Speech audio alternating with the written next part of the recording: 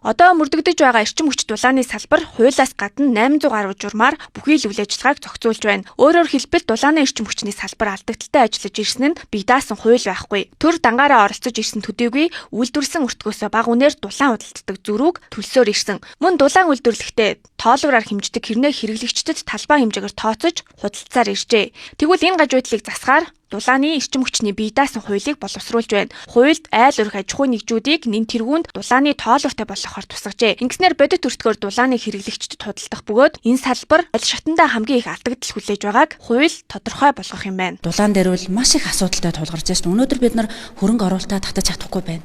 Мэдээж журмаар зохицуултай салбар руу хэн хөрөнгө оруулалт хийх юм бэ?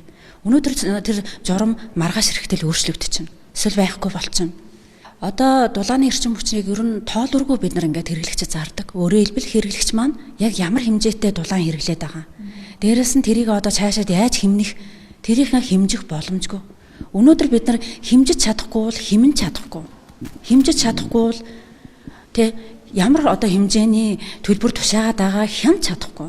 За тэгэхээр энэ одоо хуулийн дээр бол ерөөсөө цаашдаа бол бид нар дулааны эрчим хүчийг бол тоолууржуулнаа.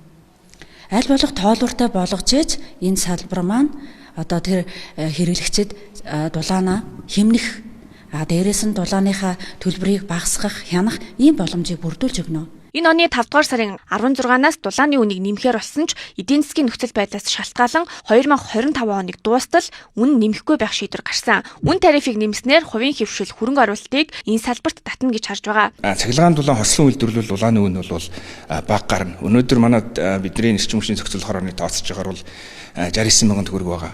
Дулааны өртгөн борлуулж байгаа өртөг маань 35 мянган төгрөг байгаа шүү дээ. Энэ бол дулаан цахилгаан хослон үйлдвэрлэсэн нөхцөлд дангаар дулаан үйлдвэрлэдэг жилийн 8 сард үйл ажиллагаа явуулдаг амгаланч гэдэг юм уу ийм станц болоод ирвэл 1 галын үн 125 мянган төгрөг болоод ирэх жишээтэй. Тэгэхээр өнөөдөр бол Улаанбаатар хотод үндсэндээ цахилгааны стар хөндлөн татаасаар энэ дулааны хувь нь явж байгаа гэсэн үг. Манай улсын хувьд дулааны станцуудын насжилтын хугацаа дууссан. Жил бүр хэдэн тэрбум төгрөгөөр урсгал засвар хийдэгч гал намжаах байдлаар үдийг хүрсэн. Дулааны станцын олон төслүүд эхэлдэгч ашиглалтанд орсон цөөн. Олон жил үргэлжилсэн энэ байдлыг нэн түрүүнд бие даасан хуультай болгосноор төрийн оролцоог бууруулж хувийн хэвшлийн хөрөнгө оруулалтыг татна гэж харж байна. Энэ цаг агарын онцлог байж гэн өвөлдөө огцом хүүтэрдэг маш их ачаал авдаг.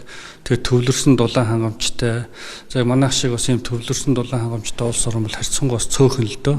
Гэхдээ энэ төвлөрсөн дулаан хангамжаас одоо бид бас шууд ингээд татгалзаад хэсэгчлсэн гэдэг нь бүгдийг одоо ингээд цахилгаанаар халаач ихээр яг өнөөдөр их улсын дутагдал гэдэг юм олон одоо тийм шалтгаанууд байгаа учраас энийг бас шууд хийж болохгүй байгаа юм. Тэгэхээр одоо энэ дулааны хуулиар бол одоо эдгээрийг л одоо би зохицуулсан одоо юм зохицуултуудыг нэлээд сайн хийж гэнэ үү. Хэрвээ одоо хөрөнгө оруулагч яг хэсэгцэлсэн байдлаар төвлөрөл биш хэсэгцэлсэн байдлаар дулааныхаа их усрыг бариад тодорхой хэмжээний хэрэглэгчүүдийг ингээ хангаа явахд бол тэрний дунд нь одоо төр ороод зохицуулах ямар шаардлагагүй юм аа. Тэгэж энэ одоо хөрөнгө оруулалтыг одоо хийх ийм боломжийг энэ хуулиар бол нээж өгж байгаа. Дулааны эрчим хүчний салбарын бие даасан хуулийг хууль санаачлагч гишүүд энэ хаврын чуулганд багтаан өргөн барих юм байна.